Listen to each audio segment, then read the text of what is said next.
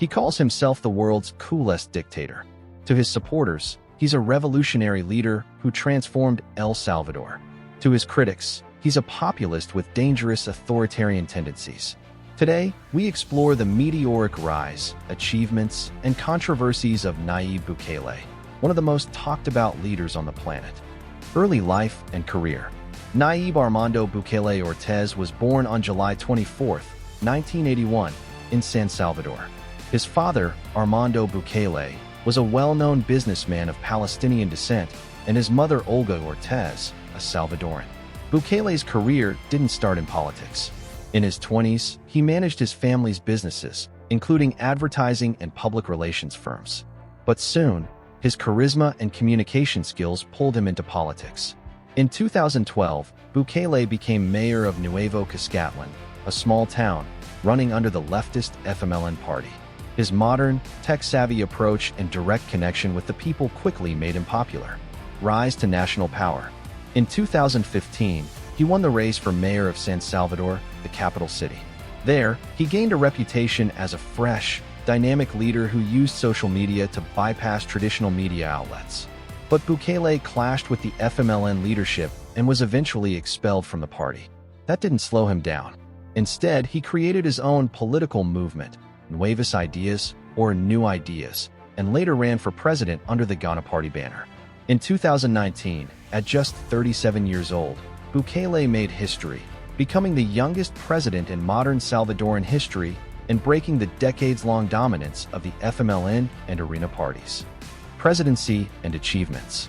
Visuals, economic projects, Bitcoin announcement, mega prison construction, happy crowds.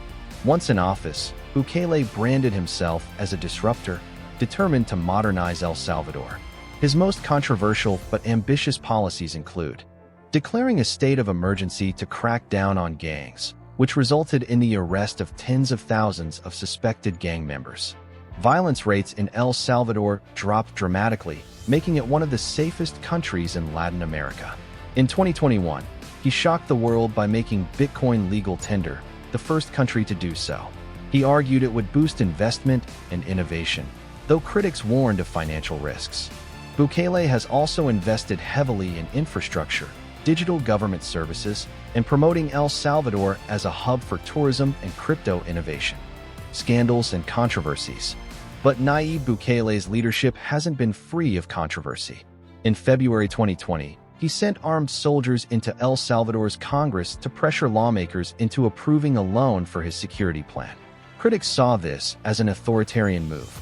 His state of exception, extended repeatedly, has been accused of leading to human rights abuses, with reports of innocent people detained without trial.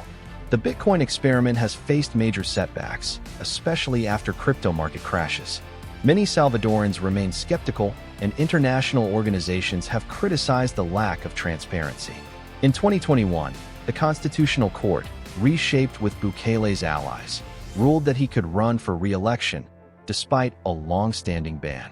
He was re-elected in 2024 with massive popular support, but critics argue El Salvador is drifting toward one-man rule. To his supporters, Bukele is a visionary breaking the old corrupt system. To his critics, he is consolidating power at the expense of democracy, current status, and legacy. Today, Bukele enjoys sky-high approval ratings, often above 80%. He presents himself as a modern, relatable leader who tweets memes and wears baseball caps instead of suits. His policies have undeniably reduced crime and reshaped El Salvador's global image. But the debate continues. Is he building a new model of leadership for Latin America, or leading El Salvador into authoritarianism under the disguise of popularity? From a small-town mayor to one of the most popular and controversial leaders in the world, Nayib Bukele's story is still being written. What do you think? Is Bukele the future of leadership, or a warning of history repeating itself? Let me know in the comments below. And don't forget to like, subscribe, and stay tuned for more fascinating biographies.